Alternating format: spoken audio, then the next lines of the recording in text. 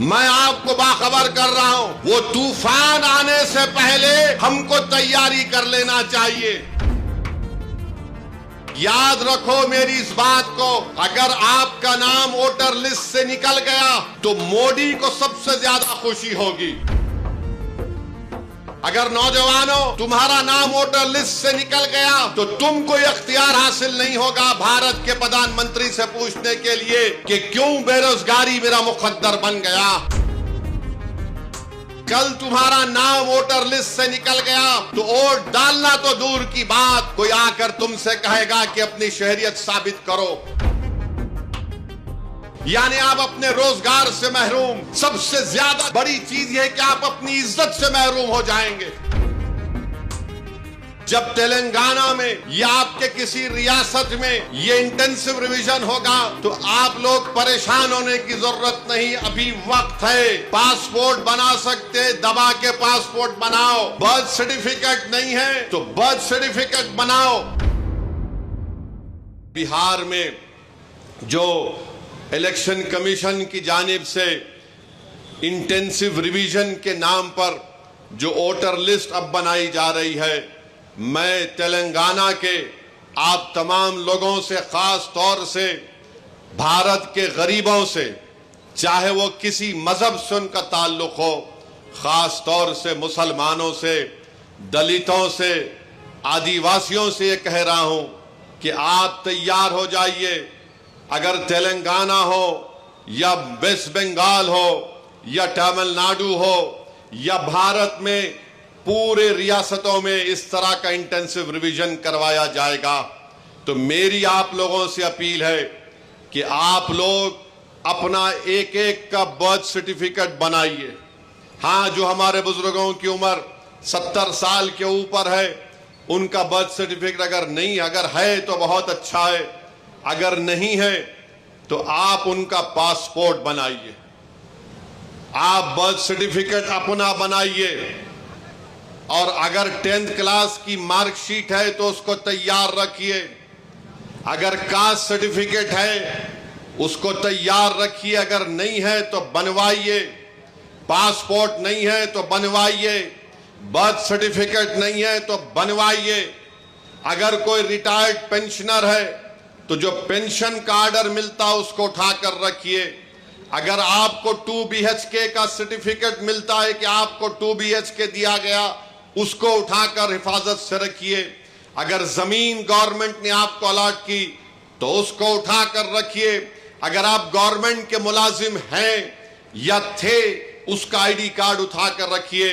क्योंकि याद रखिए मेरी इस बात को कि अब जब इंटेंसिव रिवीजन हो रहा है तो इलेक्शन कमीशन ने जो हिदायतें BLOs को दी हैं बिहार में, उसमें यह कहा गया कि अगर इलियास साहब के घर पर कोई 3 मरतबा BLO चला जाएगा और 3 मरतबा किसी जायज वजह से इलियास साहब अपने घर पर मुकीम नहीं होंगे तो BLO उसकी इत्तला ERO को और AERO को देगा। और ये AERO और ERO को इख्तियार हासिल है कि वो 1955 के सिटीजनशिप एक्ट के तहत उन तमाम ओहदेदारों को इत्तला देना के लिए साहब शायद भारत के नागरिक नहीं है, तो ये सिटीजनशिप का मसला पैदा हो जाएगा। तेलंगाना में भी इंटेंसिव रिवीजन होगा, बल्कि पूरे मुल्क में होगा। मैं आज यहां बोधन की सरजमीन से खड़े होकर उन तमाम भारत के गरीबों को कह रहा हूं, उन दलितों को, आदिवासियों को और मुसलमानों को कह रहा हूं कि आपको नंबर 1 अपना बर्थ सर्टिफिकेट बनाना है। 10th क्लास अगर किसी ने किया तो मार्कशीट तैयार रखना है।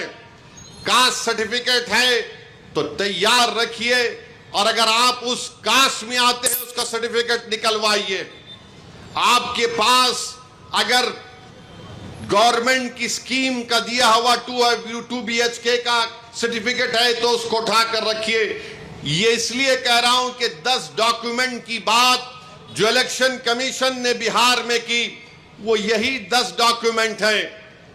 हमने सुप्रीम कोर्ट को अख्तरुल ईमान मंजलिस की तरफ से गए तो सुप्रीम कोर्ट ने अपने इंटरिम ऑर्डर में कहा कि प्राइमा फेसी हम इलेक्शन कमीशन से कहते हैं कि आधार कार्ड को भी, जो इलेक्शन कमीशन का वोट डालने का एपिक कार्ड होता है, राशन कार्ड को भी वो कंसीडर करे।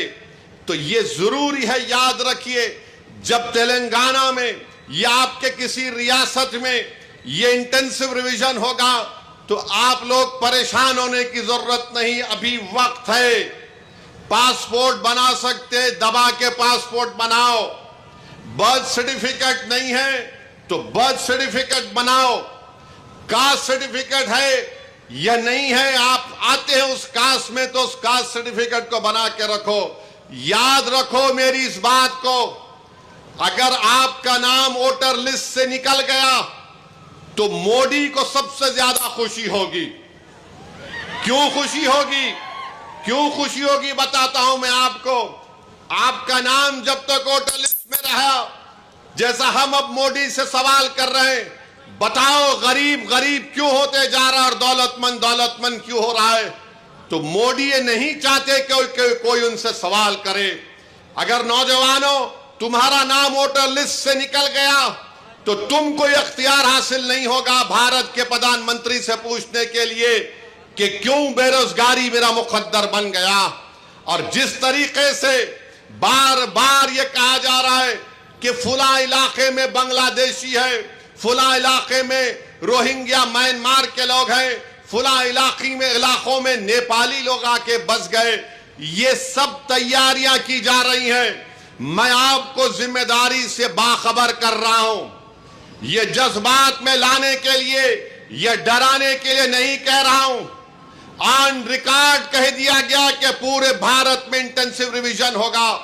और तेलंगाना में जो लास्ट इंटेंसिव रिवीजन हुआ था, मेरे ख्याल से अगर मेरा हाफिजा सही है तो 2007 में या फिर 2002 में हुआ था। मगर ये चीज की तैयारी करके रखिए। मैं भी रशादी साहब से बात कर रहा था कि हमको अनकरीब में तेलंगाना में एक हमारे सदर साहब की मौजूदगी में, उनकी क़यादत में एक मीटिंग करके हम तमाम तंजीमों के जिम्मेदारों को बुलाकर हम उनसे अपील करें, बल्कि हर जुमे के खुतबे से पहले जो लोग मस्जिदों में वाज करते हैं या बयान देते हैं, मेरी आपसे भी अपील है कि आप लोगों को बाखबर करिए। ये साजिशें की जा रही हैं। कल तुम्हारा नाम वोटर लिस्ट से निकल गया तो वोट डालना तो दूर की बात, कोई आकर तुमसे कहेगा कि अपनी शहरियत साबित करो। फॉरेनर्स ट्रिब्यूनल को भिजा दिया जाएगा, उसका भी एक प्रोसीजर है। पहले एसपी बॉर्डर को बोला जाएगा, एसपी बॉर्डर लेटर लिखेगा मिनिस्ट्री होम अफेयर्स को, वहां पर 3 ऑफिसर के दस्तखत के बाद आपका मुकदमा चलेगा। यानी आप अपने रोजगार से महरूम। सबसे ज्यादा बड़ी चीज यह कि आप अपनी इज्जत से महरूम हो जाएंगे। लोग आपको उंगली उठाकर बोलेंगे अरे इसका नाम वोटर लिस्ट से निकल गया, यह भारत का शहरी नहीं है। इसीलिए आप याद रखो, अभी से मैंने जो बात कही उस पर अमल करने की कोशिश करिए।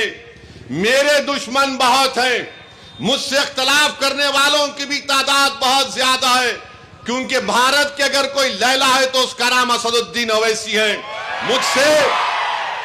मुझसे बहुत चाहने वाले हैं, मगर उसकी परवाह मत करो। मैं तुमको बाखबर कर रहा हूं, मैं आपको बाखबर कर रहा हूं।